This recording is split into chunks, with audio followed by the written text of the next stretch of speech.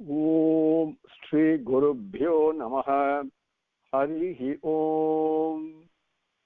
Sumukascha ekadantascha kapilo gajakarnakaha.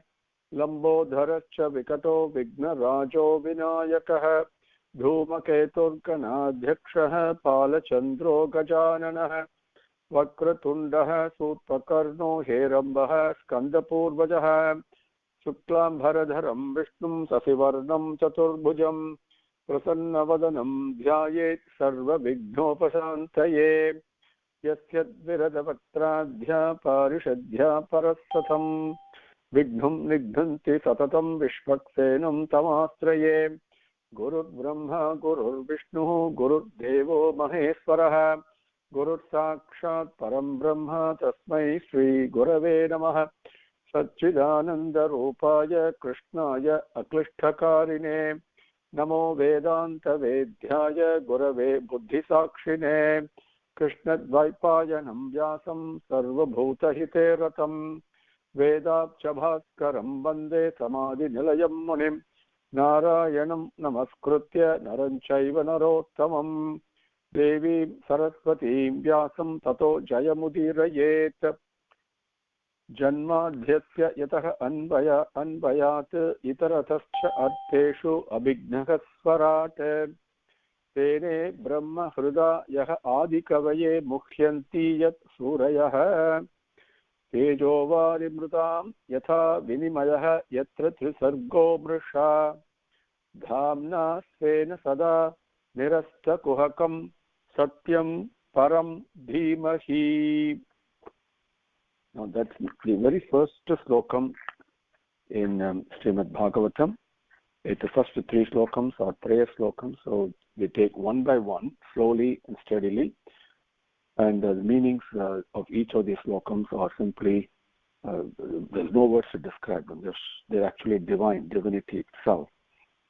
He from whom the creation, sustenance, and dissolution of the universe takes place, who's both the material and the instrumental cause for the creation, who is omniscient, who is the only one having self-mastery, being the one independent entity, the only truly independent entity is Bhagavan, who illumined the mind of Brahma with the Vedic revelation. And the wisdom of the Vedic revelation is the wonder of even the greatest of sages, in whom the worlds, the manifestation of the three gunas, subsist in reality without in the least affecting him. Just as the combination of material elements like fire, water, and earth subsist in their causes without changing their elemental nature, in whose light of consciousness there is no place for anything false. On that truth supreme we meditate. The very first slokam we just recited. Now we'll take up the second prayer slokam and keep reciting that till it becomes familiar to you for a few days, and then we will take up the meaning of it just as a reminder. Very important. Okay? Dharmaha rojita kaitavaha atra paramo nirmat saranam satam vedhyam vastavam atra vastu sivadam tapatrayon moolanam Srimad Bhagavate Mahamuni Krute Kimva Paraihi Iswaraha Sadhyaha Hrudi Avarudhyate Atra Krutibihi Susrushubihi Takshanate.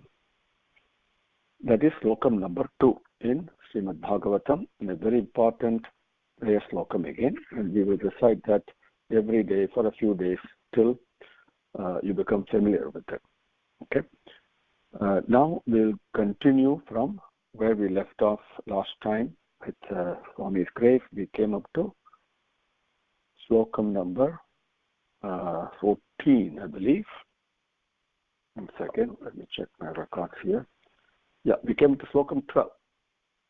Tanme svabhartuhu avasayam alakshamano yushmat vayati kramagatim pratipadma sadhyaha bhujaha mama antikamitam tat anugraho me yat kalpatam achiratah brutayoho Vivasaha. Vivasaha means separation. And this slokam is Bhagavan is asking, requesting the Maharishis very beautifully. It says, for my attendants, Jaya and Vijaya, they, for their overbearing conduct to you, for disrespectful conduct, okay, deriding, humiliating conduct that they exhibited towards you, these two, they are my servants, and they've acted against my ideas and intentions, and they've got a fitting punishment from you. Now, let them undergo the same punishment immediately, without delay, and then come back to me afterwards. O sages, may you be pleased that this period of separation of my servants from me is made as brief as possible. This is a favor and a blessing which you can easily grant. Swami is requesting, praying to the sages. Now, when the rishis gave the punishment, they didn't talk anything about them, the Vijaya and Vijaya, returning to Vaikuntham. They said, may you be born in the world where Kamam, Krodham and Lobham dominate, right? And Jaya and Vijaya in return, they said, yes, Swami, we accept your punishment. Please make sure that our mind is always fixated on Sri Hari only. That's the only thing they requested. There was no mention about them coming back. And now Bhagavan says, let them complete the punishment and return here. And please make sure the separation between me and my attendants, they are also devotees, and let it be kept as short as possible. Make it a brief one. This is my request to you, my prayer to you, is what Bhagavan says. Now, see, we know what happened afterwards, so we think, everything is clear. But suppose this is the first time that you're hearing this Bhagavata story. And this is what you say, you hear Bhagavan tell the rishis. How will you feel? It is confusing. There is a deep meaning inside it, but it is not easily decipherable. Okay? And that is what we're going to cover now in the next few slokams. The rishis, in spite of the Brahmanishta and everything, they're not able to understand. What does Bhagavan want? He says, he agrees with our punishment, but he says, let them return and make the period of separation brief. What is this happening here? Right? So the number starting in 13, and 13, now Brahma speaks. Brahma is explaining so that the readers can understand and the listeners can easily understand. He says, no, the charming, auspicious and mantra word, Bhagavan is not mantra-like. Whatever Bhagavan says, every word he utters is a mantra. Okay? Mananam trayate iti mantraha. Mananam trayate iti mantraha. The one that when you keep on mananam, that is, you mastigate in your mind, you do reflect on it, continuously think about it, continuously reflect on it, explore it in your mind, keep on repeating it in your mind, that takes you to freedom itself. Mananam trayate iti mantraha. That is the definition of mantra. So any word Bhagavan utters is mantram only. Mantram only, nothing else. But so the auspicious words, charming words of Bhagavan, the rishis. Now the rishis, remember, they were also disturbed. They were not equanimous. When they saw this behavior, the provocative behavior from the attendants, they reacted. They got provoked. And that is why they gave the curse. So that means the mind is not calm. It is not in equipoise, as Paramacharya says. And so that agitation is there. So even though they were agitated, and all of us, when we are agitated, when some sweet words are spoken to us, are we able to pay attention to it? But here, even though the mind was agitated a little bit, the disturbance in it, but they heard these charming, auspicious and mantra-like words spoken by Bhagavan, so sweet, and they were not satiated, they were not satisfied, they wanted to hear more and more, because Bhagavan's voice is so sweet, so full of love. So, in spite of their mental agitation, they were paying attention to Bhagavan and wanted to hear him more and more and more. Okay, that is slokam number 13. 13. Let me check the book here. Brahma uvacha ata tasya usatim devim ऋषिकुल्यां सरस्वतीं न आस्वाद्य मन्युदष्टानं तेषाम् आत्मापि अतृप्यत. ब्रह्म उवाच अथ तस्य उसतीं देवीं ऋषिकुल्यां सरस्वतीं न आस्वाद्य मन्युदष्टानां तेषाम् आत्मापि अतृप्यत. अथ, at that time, afterwards, okay, tasya usatim devim rishikulyam saraswatim. Okay, tasya, his, that Bhagavan's, usatim, very charming, very attractive, that grabs and attracts your mind and heart and hridayam and everything. When some people speak, this is so attractive. When Bhagavan speaks, it is nothing but madhuram only, sweetness only. It's so attractive it is. So, this usatim, so attractive, devi, and devi means very bright. What does this bright mean? Brightness is not a thing that you see with the eye. The brightness means here the one that is full of wisdom, full of light, okay, the light of the Atma, and that is such wise words they are. And so that is Devi. Rishikulyam. Now, for Rishikulam, Rishi means Arusha, the Rishi simply means basically people who follow Dharma, okay. Complete consonance with Dharma. Now, for them, and the Rishi Kulam, they call it. And the appropriate, befitting the magnanimity, the majesty, and the sacredness of the Rishis, because he was speaking to the Rishis only, right? And so charming, extremely charming, very attractive, and Devi, very auspicious, and they are mantra-like word because that's what rishis are, right? Rishis here only mantras. And so Rishikulyam, Saraswati, the words, the speech. Aswadya, see, this is very important. That you can take the Aswadya later also. Manyu Drishtanam api, let us take that first.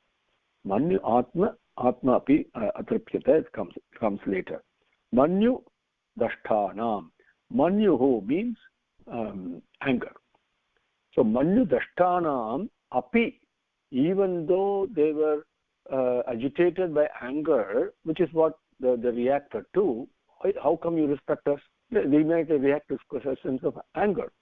So even though that when anger is there, mind is agitated. So even though they were agitated in their mind because of that anger, right? And they've had a darshan of Bhagavan. Please don't forget that, okay? And they've heard him speak. Even though they were doing like that, Aswadya, they enjoyed very much. And in Sanskritam it means rasam. And so they to relish Bhagavan's words that are auspicious, that are mantra-like, that is charming, and they relish it so much. Tesham Atma, their mind. Atma means different things at different places. One of the meanings of Atma is mind. Another meaning is, of course, the body. Another meaning is Bhagavan himself. Okay? That is indestructible, that is Nityam. So, depending on where it comes, you have to understand the meaning correctly. Tesham Atma, their mind, na atripyata. It was not satiated, not satisfied. They wanted to hear more and more of Bhagavan's speech. That is slokam number 13. Brahma uvacha atha tasya usatim devim rishikulyam saraswatim na aswadya manyu dashtanam tesham atma api atripyata. Now, going to number 14. Now, they heard Bhagavan's words. Bhagavan said, please, I pray to you, grant me this request. Let the separation be, let them return after carrying out their punishment, and let the separation be brief. So, that's not clear. So, even they heard it, and they ruminated on that. When Bhagavan speaks, you just cannot let it pass. You have to Sravanam, Mananam. Very important. You have to take every word Bhagavan speaks. It may sound so simple, and it's actually simple. The Bhagavan's instructions are extremely simple, because Bhagavan is the simplest of the thing that you can imagine. Nothing complex or complicated about him. So simple Bhagavan is. But because we are complicated, it is difficult to take in a message of simplicity. It is so simple. So you have to ruminate on it and then understand it with clarity. So they thought about it. They heard it.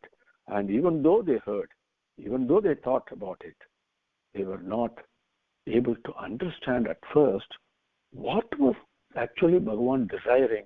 What is it he actually wants us to do? It is not clear. And because the words spoken by Bhagavan were very brief.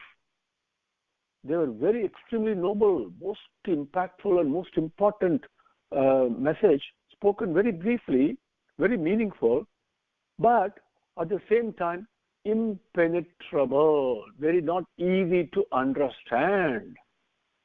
That is what Bhagavan has done here. Okay? So, for us it happens in life also. We think we are intelligent, we have done everything, and all of a sudden a problem comes that is so simple, but we're not able to understand it.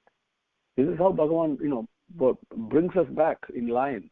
The thing is to go back to him with complete surrender and humility, and that's what they do. That's what the rishis do. That's another lesson we have to pick up from here for our life. So that's what happened. So they were not able to understand these words. They're such important words, but impenetrable they were. Number 14. Satim vyadaya srinvantaha lagvim gurvarta gakvaram vigahya agada gambhiram na viduhu tat chikishitam. Chikishitam, desire, the intention. Okay. Satim vyadaya srinvantaha lagvim gurvarta gahvaram vigahya agada gambhiram na viduhu tat chikishitam. Gambhiram means, we think majestic all. Gambhiram, go look at an ocean, it is gambhiram, means it is deep. Very deep it is. Okay, that also is another meaning for gambhiram, and that should denote depth. So Satim Vyadaya Srinvantaha. Number 14. Satim means very auspicious, very supreme, exalted. Okay, Lagvim is very important. Lagvim means very brief, that a minimal amount of aksharangal. Okay, not even words. The aksharangal, the Sanskrit Bhasha, as you know, got aksharam, right? And the letters, as we call in English, right? And the aksharangal himself are used extremely minimally. So correspondingly, the words spoken are minimal. And so it is very briefly, we can say, Satim, very supreme and sacred, and Lagvim, very brief. Gurvarta Gahvaram. Gurvarta means it has got tremendous import, deep meaning it has got, very important meaning it has got, which is what Bhagavan's words are, right? So please, I ask you to grant this prayer. Let it be brief, separation be brief. So very impactful meaning, deep meaning, important meaning. You cannot take it lightly. So that is Gurvartha. Gahvara means impenetrable, not easily understood. Okay? Not easily understood. And so, sacred, supreme words spoken briefly with very important message and impactful message. Okay? But at the same time, not easily understood. Vyadaya srinvantaha. Vyadaya, with completely open ears. Ears are not closed, which means what? Mind is fully focused on it, on what Bhagavan is saying, and the mind is not wandering somewhere else. So the ears are wide antenna, like receiving. They received everything Bhagavan said. Srinvantaha, they heard. Agada gambhiram. Agada, deep. And then also majesty, Agada Gambhiram, very, very deep meaning it has got. And also a very majestic and magnificent and simply marvelous message that Bhagavan is giving with that. And Agada Gambhiram, that those words spoken by him, Vigas here, even after ruminating on it, thinking about it, and trying to figure out what on earth is Swami telling here, Vigas here, very deeply analyzing, trying to understand. Tat Chikishitam, Tat, that Bhagavan's Chikishitam, desire. What did he mean? What is his desire? What is he saying that he wants achieved? Na viduhu, they did not understand. So, the supreme, sacred, brief, at the same time impactful, but at the same time not easily understandable words spoken by Bhagavan, listening to it very attentively, and then analyzing it, doing mananam on it. And what is it what Bhagavan wants? Even doing all that, the words spoken by Bhagavan that are very deep and majestic and gambhiram, even after analyzing and thinking about it, that Bhagavan's desire, they did not understand. They could not understand. Satim vyadaya srinvantaha ladvi gurvarta gaksvaram vigaghya agada gambhiram na viduhu tat chikishitam. Number 15, yes.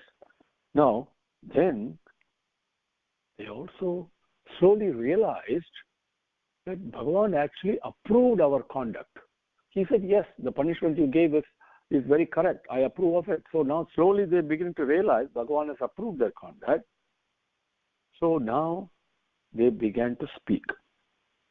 They were obviously, quite excited with bliss. They were so joyful and very happy, and with goose pimples, the hair standing on their end.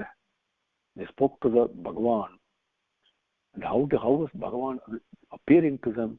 The summit of this Yogamaya. This is very important.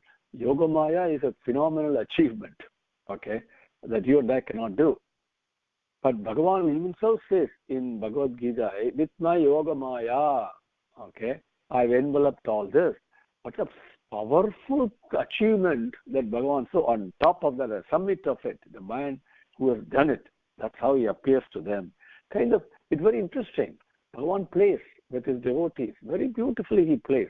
1 second you think, I've embraced Bhagavan, I'm in touch with him, I can keep him in the ken of my inner vision and all that. Next second he will disappear. Next second the ahankaram will come. Next second he will put the knock on the head. And some play will take place. So then you realize the impenetrable majesty and the grandeur of this Yogamaya. That is, even great rishis like even Vasishtha was praying to Swami.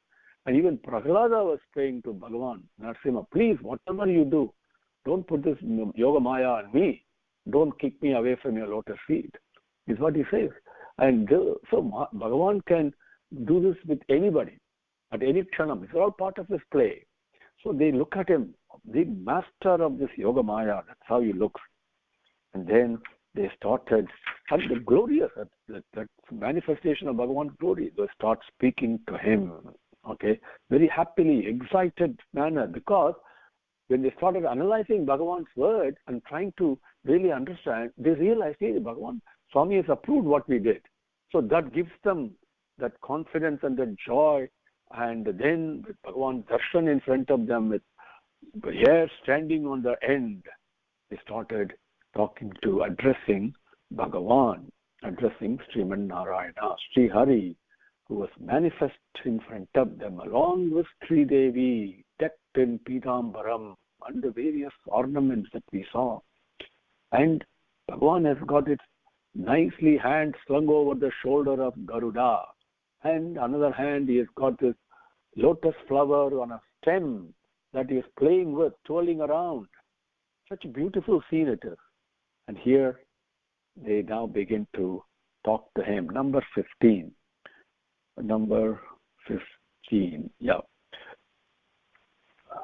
Te yoga mayaya arabdha parameshtyah mahodayam rochuhu pranchalayah vipraha prahrushtaha chupita tvachaha.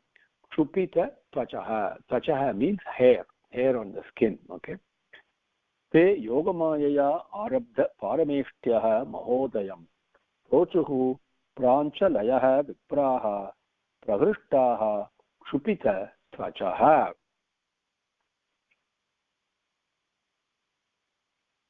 Te vipraha. Vipra means not only elder people, not only old people, but vipraha actually means vipraha bhuta vadanti. Ekoham bahusyam. Okay, ekam sat vipraha bhuta vadanti is a Upanishadic saying. Okay, vipraha means not people who really know, people who really have embraced the knowledge and become one with it. That's vipraha. Okay, so these sages, prahrishtaha shupita tvachaha. Okay, so prahrishtaha means, you know the word. Prahrishta means extremely happy, very happy, blissful. Okay, because of that, shupita tvachaha, with the goose pimples and the hair standing on their end. Okay, we all have experiences. And pranjalayaha. Pranjalayaha means with the hands in namaskara, means with worshipping, right? We all do that. Namaste in the way, bringing the palms together and doing namaskaram in a worshipful, reverential manner. Hair standing on end, but very blissful and happy. When Bhagavan speaks to you, it's amazing happiness. I mean, bliss cannot be described. It's out of this world. Yoga Mayaya, because of the Yoga Maya, the invisible Bhagavan becomes visible through what? Bhagavan is actually invisible. Prema is invisible, but it is present. Okay, all the time, in all places, in all ways. But you cannot see it, you cannot touch it, you cannot hear it, you cannot smell it, right? And you cannot taste it with your tongue. It is beyond the Indriyangal, but it is very much there. So it is non-cognizable, right, form of Bhagavan. But through Yoga Maya, Bhagavan manifests, which means brings in a cognizable way. Not only through eyes, but also through ears, through smell, through taste, and through touch. Through these 5 things, Bhagavan makes this manifesting himself to us all the time. And that is only because of Yoga Maya. And the Yoga Maya are these 5 Indriyangas, to put it in a simple way. So, Yoga Maya, through that vehicle called Yoga Maya, Arabdha Parameshtyaha Mahodayam. Mahodaya is a beautiful Sanskrit word. That's the way people who speak Sanskritam and really noble people, they all will address each other as Mahodaya. Very respectful form. Okay, that means the Mahaudaya, that is the embodiment of divinity itself. Okay, embodiment of greatness, and greatness has nothing to do with earthly achievements. Okay, it's a noble achievement achieved through sacrifice, sacrificial attitude. Arabdha Parameshtyaha Mahodayam. Yogamayaya Arabdha, through the Yogamaya manifested, revealed one aspect of it, Ekapada Purushan. Parameshtyaha, the Parameswaran, the Parama Purushan, Srimad Narayanan, Sri Hari, whatever way, Jagat Prabhu, whatever way, what name we call him, okay, that Paratattvam that has manifested itself to them through Yogamaya, and that Mahodaya, looking at him with hands clasped in namaskaram, worshipful manner, with hair standing on end because of the excitement. And one thing that is missing here is there should be tears of bliss will be flowing from the eyes. That will happen. It happens to everybody, including Sukhamani. That particular thing is missing in the slokam. So with that, very blissfully, they approach who they started speaking to him. That is what slokam number 15 is. ते योगमायया आरब्ध पारमेष्ठ्य महोदयं रोचुः प्राञ्जलयः विप्राः प्रहृष्टाः क्षुपितत्वचः. 31. Okay, so now our time is up for today, so we will continue tomorrow with Bhagavan's grace. Rishaya Uchuhu, the Rishi spoke. That's the next one, starting from 16. Om Shri Gurubhyo Namaha. Harihi Om. Samastalokaha Sukhino Bhavantu. Samastalokaha Sukhino Bhavantu. Samastalokaha Sukhino Bhavantu. Om Sante Sante Sante. Harihi Om.